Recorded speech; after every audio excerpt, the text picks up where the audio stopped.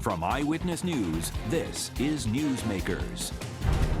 Pawtucket is only Rhode Island's fourth largest city, but it punches above its weight when it comes to news. A long-awaited report released this week lays bare how the city was hurt by the closure of Memorial Hospital, while negotiations continue behind the scenes for the $400 million Tidewater Landing project and its pro soccer stadium. This week on the first half of Newsmakers, Pawtucket Mayor Don Grebien. Then, after an ad Massachusetts' high-profile U.S. Senate primary shifted into higher gear this week with the first debate between incumbent Ed Markey and challenger Joe Kennedy, while a ninth candidate entered the race to replace Kennedy in the U.S. House. All as Massachusetts Democrats prepare to vote March 3rd in the crucial Super Tuesday presidential primaries. On the second half of Newsmakers, a political roundtable breaks down all the latest headlines from the Bay State. Welcome to Newsmakers. I'm Ted Nisi. Tim White is off this week, so I'll be here filling in. He's getting a much-deserved rest. Mayor, glad you could be with me. Thanks for joining. I'm glad I'm with you, Ted, not the double team. Exactly. So you don't want to deal with him. So, all right, man, we have a lot to talk about, so I want to jump right into it. As I mentioned there, my colleague Kim Kalunian broke the news earlier this week. The state had finally received this long-promised report we've been waiting for on the closure of Memorial Hospital. 2+ years later, and looking at it and listening to Kim's report, it reinforced a lot of the concerns you'd expressed even before Memorial closed, I would say, particularly about access to care. What do you think, as the mayor of Pawtucket, was the most important finding in that report? I'm going to say all of it, right, because there were so many important pieces, right? We have a crisis of our healthcare providers in Pawtucket and in the Blackstone Valley, and it's so important. You focus on, I think one of the biggest takeaways as we digest this and we say, is we have such a diverse community, and we hear it from our residents about they either don't have comfortable access, so we have our Cape Verdean families, our Spanish families, who now have to travel further and their families can't get to them. There's a language barrier. So a lot of those folks, and we've been working with Dr. Fine, who is the former director of Rhode Island Department of Health. He's a consultant with us, and we were talking about there are 40,000 people we calculate, and we'll have the data that we're working on, that are not getting any service to healthcare or any provider, so they just go away. So, and do you think most of them were being served by Memorial previously? No, I think people are just afraid, but I think that Memorial, we all got so tied up in the hospital. Memorial was the center, if you will, of our care. Right, it was that center, so it was the emergency services. So there are a lot of people, and the data shows that people haven't gone. So, you'll hear from the Care New Englands of the world that, they're still coming. They're not. They're dropping off, and you'll see that in the numbers. So the biggest takeaway for me is, we've been talking about this, the community, all our elected officials, so it's the data's there. And now it's about the Department of Health with Care New England and others taking action. So, well, and of course, that's my follow-up question. Yeah. What, it does not sound like anyone wants to reopen a full-fledged hospital on the Memorial campus or open a new hospital in Pawtucket. Is there a achievable solution that you can see based on where things stand now? So, I think it Care New England, when I say that, they'll say that they bought the failing hospital and then it just got worse. It became about money, and it became about their losses. And Department of Health, everybody was reacting, right? So nobody knew where to go. During the partners deal, too. Right. There's a lot going on, yeah. And so the Department of Health is the oversight. So they allowed the hospital to close and the services. So now when you start looking at it, they have the role. They have the responsibility to determine now. In the interim, the last 2 years, we've had plenty of time. We've met with healthcare providers, other hospitals, other private ambulatory clinics. There's a need. So the question is, without the data, everybody's like, well, we need the support. Mm-hmm. Then it comes into the finances of it, right? The medical coverage, the Blue Cross, the Medicaid. So not to get into the weeds, but we need to take a good look at that, and it's the Department of Health. So my job really becomes advocating. Listen, we've been talking about it too long. There's a crisis of health care, lack of providing. They now have the data. We're going to be working with them, and the Department of Health, their first step is going to be having community meetings, and myself, I know Mayor Diosa from Central Falls and Mayor Mutter from Cumberland, because we were the biggest impact, will be part of those. But we can't, it's been 2 years, right? And so it's been a problem. Well, and to that point, Mayor, I mean, I covered the decline and then the closure of Memorial, and there was a feeling sometimes that the healthcare needs of the Blackstone Valley were being overlooked because of this rising alarm about Care New England's finances and the Partners deal. Did state leaders let Blackstone Valley down with this? You know, I think when we look at it, absolutely, the data is there, they did. I don't think it was intentional, right? Everybody's trying to figure out from a state perspective, right? We see that everybody's losing money. What is it? It's going to take the state of Rhode Island and Department of Health to step up and do the leadership. We now have the data that supports everything, so there's no more wiggle room, right? There's no more saying, hey, what if this, what if that? There are needs. There are partners, and not talking about Massachusetts, but partners out there in the healthcare program that want to do the service, right? It's now the Department of Health, and I say the state, with the support of the communities, to make these things happen, to get those services. I want to move on soon to Tidewater Landing, but one last Memorial question, which is there is, I believe, a plan in place to sell part of the campus to a company that plans to turn into a veterans facility. The Valley Breeze has been covering that. Is that still on track? Yeah, so they have a purchase and sale. There's a bunch of legal issues, right? They're working with Care New England on purchase and sale. There's a P&S on it. It keeps getting pushed out financially, but it's on track. They've gotten bond capacity. They're working the Everhart group, so they are working on it, and there's an opportunity because they don't need all of that space in the building to do the service. At the end of the day, we need those community services, our community health, whether it's at that site or somewhere else, and it's the state's obligation to give us that. All right, let's talk about Tidewater Landing. So this is there's a lot of interest in this, the soccer stadium, all the redevelopment that's being talked about around this. I hear about it all the time. People ask what's going on.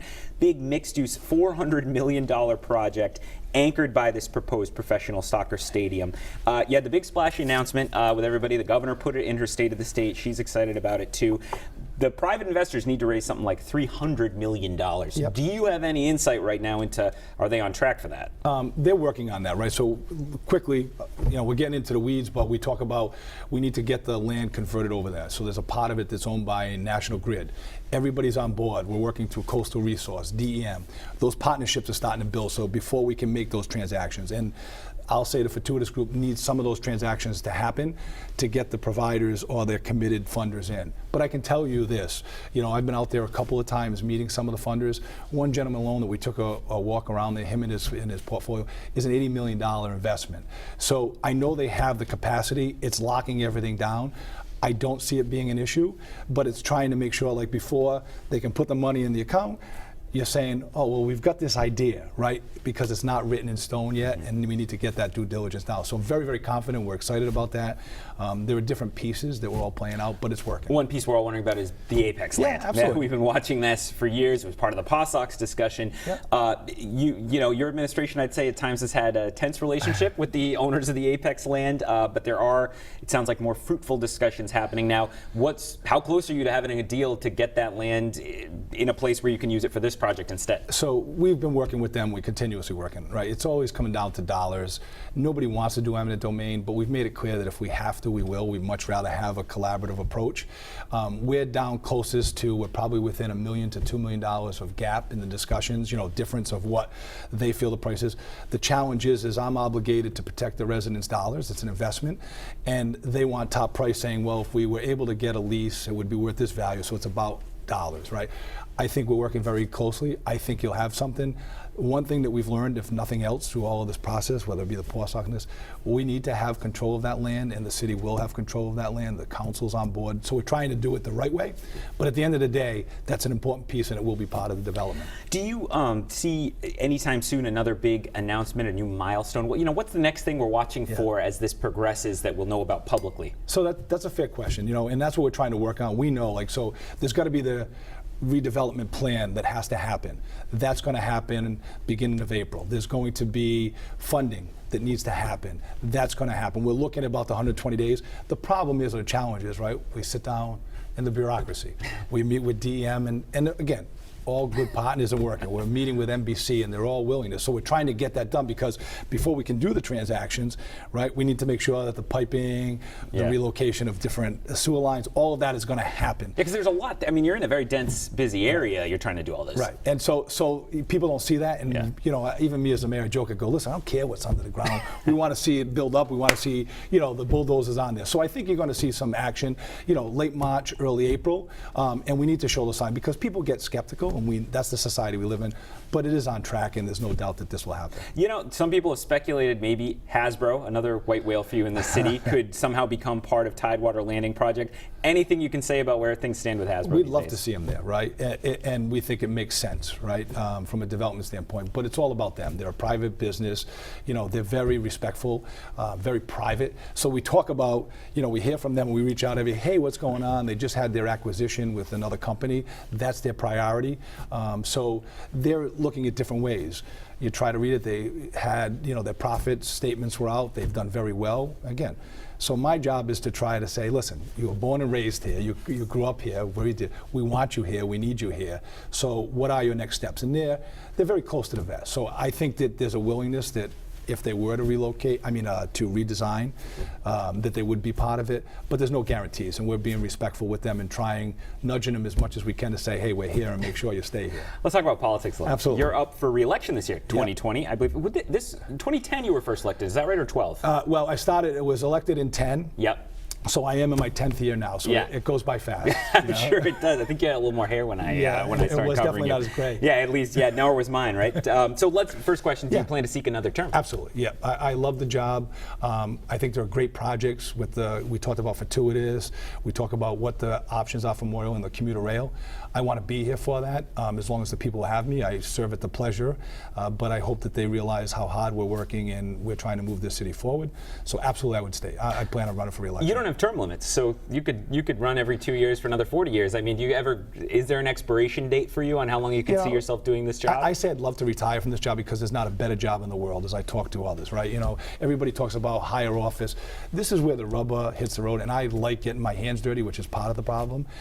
But it's where you can make an impact. And as long as I continue to make an impact and the community sees that we are, it's not about me telling them, they need to feel it, right? Because I'm their leader, I work for them. So as long as I can continue, I'd love to retire from this job. Well, you mentioned higher office. I mean, 2022 is coming around the corner. Yep. A lot of offices are going to be opening up. 4 of the 5 statewide offices will be term limited out the current person. You've got a political base. You're in the 4th largest city. There are always all the others who need votes are trooping up to get you to walk them around Pawtucket at election time. I always see them. Would you consider a run for statewide office? You know, I never rule it out. You said it, but in all honesty, I want to be here, right? There are too many projects. We talk about the fortuitous project is a 5 to a 10-year project, right? The TOD is 2.5 years. We're working out of public safety. So I plan on being here to the end as long as people accept me. You know, everybody says don't rule out. I want to be here. This is the job I enjoy, and as long as they'll have me, I'm staying. So you're not raising money for governor or something at the moment? No, not at all. Nope. Right. And that's the worst part of the job is raising money. I even hate raising it for our job, but it's a necessity. Yeah. So you're a Democrat, but Yes, you have not, to my knowledge, publicly endorsed a candidate yet for president. The clock is ticking. You're going to actually have to cast a ballot in April. Are you leaning toward anybody? Who do you like? Who's impressing you? I mean, for me, and so I've always had the loyalty and the respect for Joe Biden, and that's where I want to be, right? But the challenge is his message, his campaign. I think he can do the job day one, and we hear all those things. So if anywhere I'm leaning that way, I just see it changing. You know, you're clearly a little worried as he's been falling in the polls. Absolutely. You know, is how does he get his message out, right? Unfortunately, he had the president labeled him as he labels everybody, which is so disrespectful, but that's a whole different topic.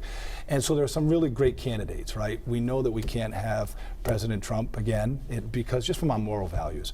So I'd love to see Joe, but he's got to prove it to me, to the voters, and hopefully he gets that message out. We hear Nevada, we hear South Carolina, we will see. But there are some really great candidates out there, and I'll be supporting the Democratic nominee at the hopefully sooner rather than later. You know, you've been pretty kind, I think, at times to Governor Mundo, your fellow Democrat, when her administration has frustrated your administration in Pawtucket on POSOX and other things. Now, once again, she's helping you with Tidewater, but she's trying to cut your local aid in her budget proposal. I assume you're not too happy with the numbers you see in that. No, absolutely not. I mean, it's an impact to the community, right? So it's a balance. I just tell everybody, listen, we're at that medium and we walk that line. It's never personal. She does what she believes is right for the state of Rhode Island, and I'm going to protect my community and do what's right for Pawtucket. In this particular case, for her to put in her budget the to remove the distressed community dollars is an impact. It's a $660,000 hit to the city of Pawtucket. And that's real money in a It's budget real your money. size. Yeah. Absolutely. So, and then, to now change, even though we haven't got a determination on the Memorial Hospital, the pilot money, which is in payment in lieu of taxes, that's another $550,000. That's $1.2 million that I will have to raise of taxpayers.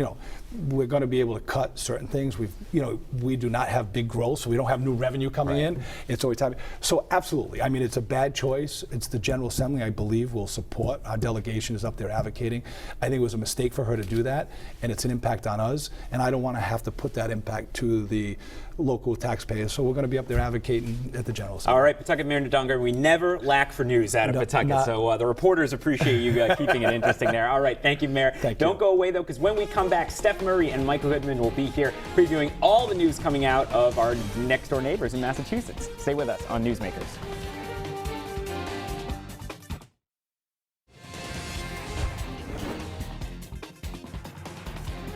Ted Nisi, welcome back. And I'm here with Stephanie Murray. She's a reporter for Politico, Massachusetts. She writes Politico's Playbook, which you should subscribe to every morning if you're not. She gets up in the middle of the night to put it together. She's kind of tired some days, I feel, but she gets it done, and she gets us knowing everything we need to know. And Michael Goodman, he is public policy professor at UMass Dartmouth and executive director of the Public Policy Center there. Mike, Steph, glad to have you both back. Thanks for having us. It's a pleasure. Plenty to talk about this morning, so let's get right into it. I'm going to start with you, Steph. So we had the first debate in this U.S. Senate primary, unexpected a year ago U.S. Senate primary. You actually originally had the scoop on this. Ed Markey, Joe Kennedy, they were at the GBH studios.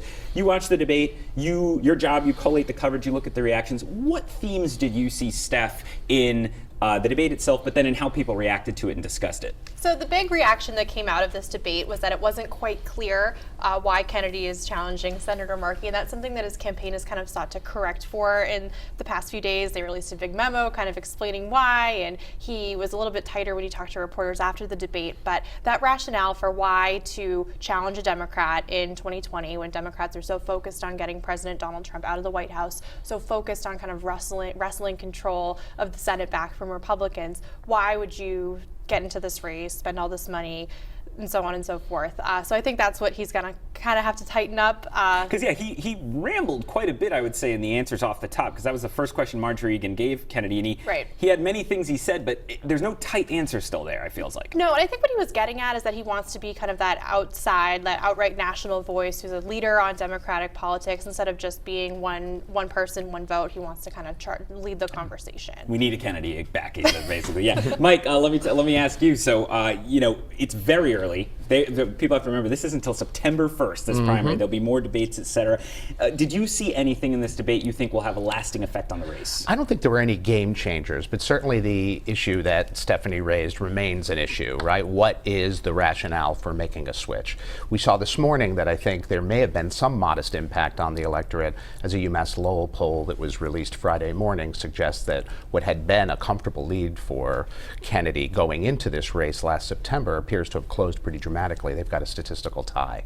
And so unclear how much of that can be attributed to just the debate and the aftermath. I'm not sure how many people watched or paid close attention at this point, but I do think it's going to be a much closer race than many of us imagined. Yeah, and I think, Steph, you and I have been tracking this, since it began to bubble up, and I'd say it was much more interesting before Kennedy got in. We were all, will he, won't he, what are we hearing, who's got what scoops? Since they got in, there hasn't been a lot of energy around this race. I mean, you say that, but at the same time, Kennedy, over in September, he was leading by 14 points, and now him and Markey are basically tied. So I think what Markey's been able to do is kind of change the conversation to get out front in front of voters and say, hey, I've done this thing, especially the Green New Deal. So like you said, I think it's going to be a very tight race. They've both got organizations on the ground, and I mean, Kennedy's got his family name and his reputation on the line, and Markey's got his job on the line. Yeah, 45 years he's been in Congress. Markey, some people counted Markey out pretty early. They were clearly wrong to think he might just roll over for Kennedy, right? Well, what's interesting is if you take a look at the crosstabs in that UMass Lowell poll, you can see that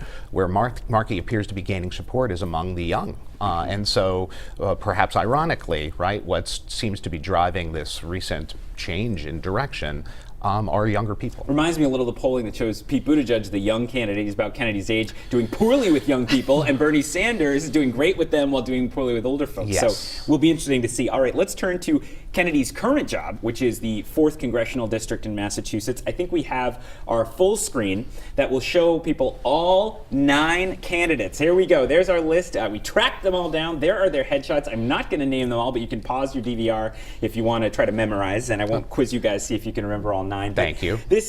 We got to 9 people this week. It's getting increasingly crowded. Steph, how are these people going to differentiate from each other with voters, with so many people, and they're all from Newton and Brookline? I think it's going to be tricky, especially with the Senate primary, with the presidential primary, with the general presidential race. I think it's going to be tough for these candidates to be able to break through, especially nobody can really hold on to Newton or Brookline because so many of them are from there and they're known there. What it seems to me is like this race is going to be kind of in 2 buckets, with the women candidates and the male candidates. And from there, I'm not so sure what's going to happen. Yeah, and Mike, part of why we're covering this, people might say, who cares about Newton and Brookline in our neck of the woods? This district goes down through the Attleboroughs, takes in Taunton, goes down even into part of Fall River.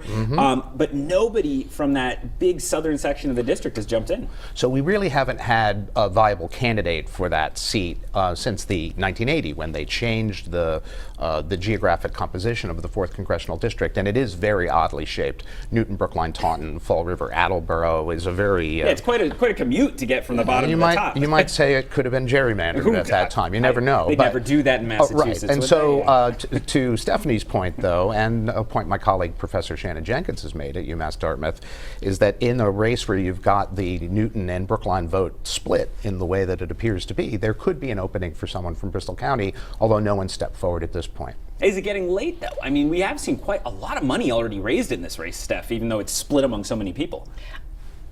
It's a good question. I mean, I think the candidates are absolutely going to need that fundraising in the last few weeks of the race to get up on TV, to do some digital ads. But there's also so long to go, and I don't think that voters are really going to tune in to this race until the end of the summer. So I think there's room for a few more candidates to get in. It will keep us very busy. Yeah, I know. I think we're running out. I'm going to have to get a bigger screen for people's televisions to get everyone on. Bristol County candidates want it. Yes, that's right. They do. They want that. They want to keep them scrambled up there. Let's turn to the presidential race. Super Tuesday coming up. Massachusetts, one of 14 states that votes that day, and it's only, I think, it's 4 days after South Carolina, so this is all going to come very fast. Steph, you've kept track of the national candidates setting up shop, people like Pete Buttigieg and Joe Biden coming to town. How much activity are you seeing heading into Super Tuesday in Massachusetts? We're seeing more activity for Super Tuesday than we have in cycles past because of how crowded the field is. I mean, you heard the candidates at the debate a few days ago. The convention really could be brokered. And so every single delegate is going to count. So normally candidates focus on the bigger states like California or Texas, who have 400 delegates up at play, 200 delegates. But candidates are in Massachusetts. Mike Bloomberg has, I think, 4 or 5 offices. Elizabeth Warren has had 2 offices in Massachusetts since last February.